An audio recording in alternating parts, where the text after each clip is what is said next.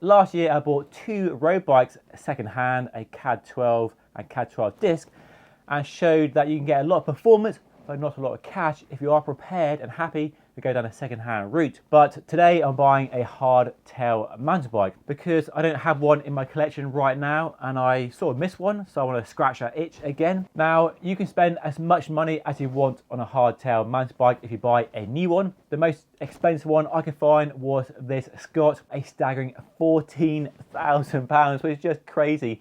That's mental money. And I thought, what is the cheapest, most affordable hardtail mountain bike on sale right now here in the UK? And my search took me to Halfords, and they offer this bike for just over £300. But I reckon I can do better by buying a second-hand bike. So I set my budget of about £300, and I'll spend the next few days trying to find a nice second-hand bike. And in a few days, hopefully you join me outside with my new second-hand bike.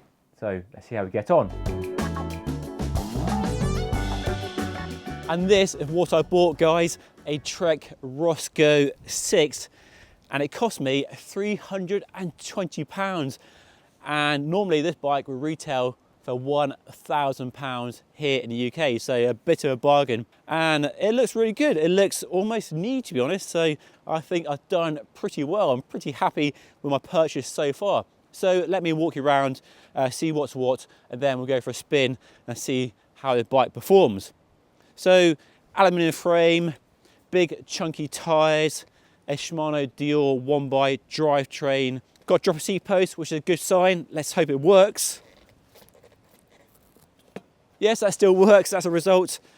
The brakes feel okay, not too spongy, but pretty good actually.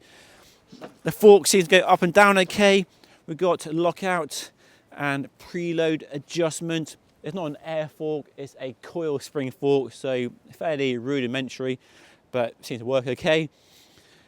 So Trek apparently built this bike to be a kind of trail fun focused hardtail rather than a race bike, and they put 27.5 inch wheels with massive 2.8 inch wide tyres, apparently to give the bike more confidence when you're riding off-road, and should deliver a nice smooth ride and loads of traction as well. So quite a distinctive looking bike. They call this plus size tyres and wheels. And it's a compact frame, loads of standover height as well when you're throwing a bike around, and a dropper seat post for the descending capabilities that gives you. Nice wide handlebar, short stem as well, so it looks like a lot of fun. And compared to that Halfords bike I showed you earlier, the kit and equipment on a bike is way better and really highlights the benefits of buying a second-hand bike over a new one. So for a start, we have a Shimano Dior group set, rear mech, shifters, a 1x transmission with a clutch mechanism to stop the chain bouncing around on rough terrain as well. So a high quality rear mech and shifters despite the rust on the chain and cassette. But I think with a good wash and degrease, that'll come off, and I'll do that when I get home today. We also have high quality hydraulic disc brakes, and we have a bigger 180 rotor on the front for more stopping power. So better brakes, better gears than that cheap Halfords bike, and a good quality frame as well. The frame is the beating heart of a bike, and we have a high quality frame. Aluminium, Trex Alpha material, and we have internal routing as well on the down tube there. So a fairly modern looking bike, and a bike you could easily throw some more money at, with better forks, wheels and tyres, and bring the weight down as well. Talking of weight, and I've got the scales here, so let's see what it actually weighs. I'm guessing it's not light. Oh, there we go, quite heavy. So that's 16 kilos. 35 pounds.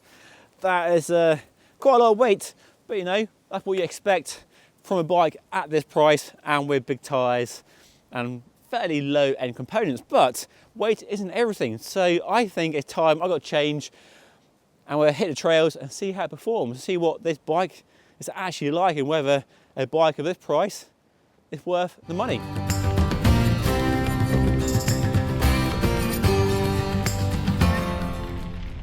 It's been a few years since I've ridden a hardtail. Hardtails are brilliant in the winter, very simple, easy to ride when the conditions are foul, and great for riding mixed trails, on the road as well. And this bike with the fat tyres and all the other features should be ideal for this time of year. Well, not just this time of year, but year-round riding, but with that emphasis and focus on riding through bad conditions, which are very much a feature of UK riding in January. So, lovely sunny day. Let's crack on, do some climbing, do some road riding, some single track and some descending, and see how we get on.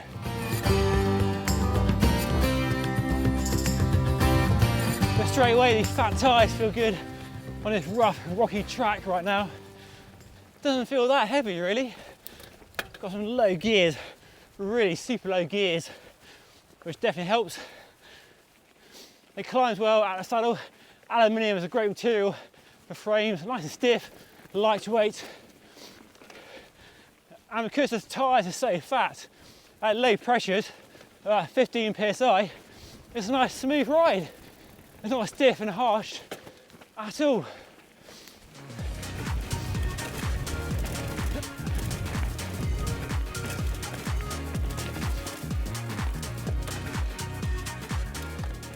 It's quite rough and rattly at high speed.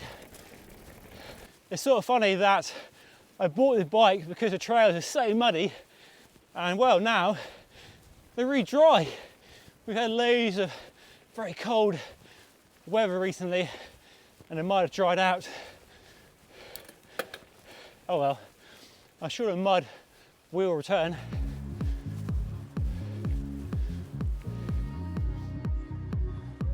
The fat tyres are definitely helping smooth out the trail right now, and that inherent stiffness of the frame material, the aluminium frame material, was definitely mitigated, so it's not as harsh, not as hard as you would expect. Right, quick status update on the bike, and so far everything is working just fine. The gears change smoothly, nice light action at the shifter, the brakes work well, nice lever feel. The suspension fork works well, goes up and down. There's enough rebound damping to stop it becoming a pogo stick, and that lockout for the road miles as well, so that works okay. I mean, it's not as good as a more expensive, complex suspension fork, but a modern suspension fork can cost you more than this entire bike would cost brand new, to put it into perspective.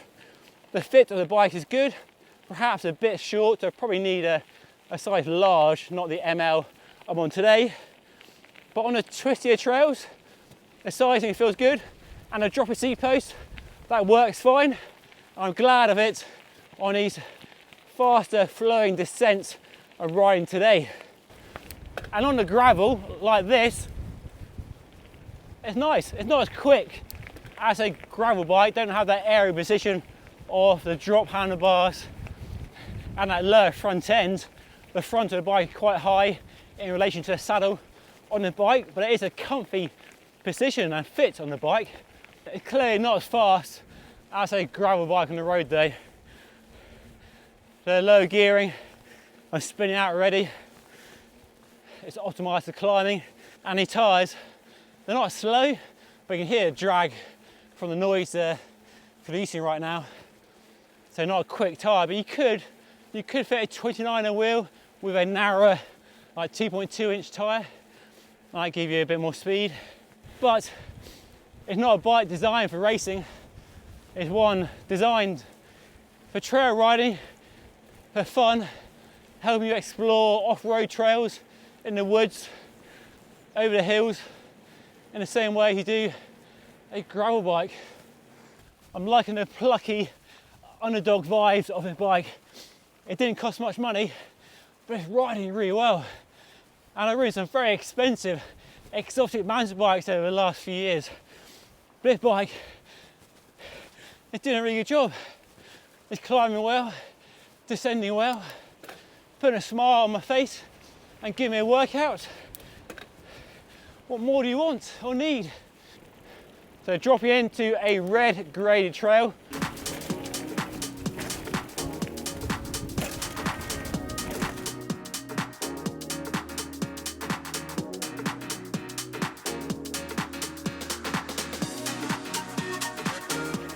quite a rough ride when you get going at speed though. The suspension fork is quite basic. The damping's struggling here. The big tyres are great though. Definitely give a lot of traction, a lot of stability. Makes up for the lack of suspension travel on the back of the bike. And a small frame, wide handlebar and a geometry puts you in a good stance for getting down trails like this compared to an XC race mountain bike or even a gravel bike of course. So yeah, maybe hardtails are better than gravel bikes. Definitely more fun on this sort of trail. Quite rough down here, braking bumps are showing there. Bit of rattling from the back of the bike, not sure what that is. Brake levers are really firm.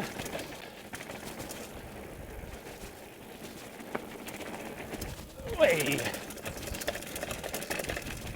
Alright, it passed that downhill test okay. Well, that was a fun ride. The bike definitely delivered. Didn't put a foot wrong really. Nothing came loose, nothing fell off. It all worked just fine. The gears, the brakes, tyres, suspension. I am really, really impressed with how well the bike delivered. A lot of performance, considering how little it cost me. And I reckon a lot more performance and bigger smiles than that cheap Halfords bike I showed you earlier, which really highlights the benefits of buying a second-hand used bike if you are prepared to go down that route and get a gem like this absolute bargain. Anyway, it's absolutely freezing cold right now, can no longer feel my hands, so I'm heading home. But thank you so much for watching. Hopefully you liked this video, and if you did, hit that subscribe button down below. Thank you so much for watching.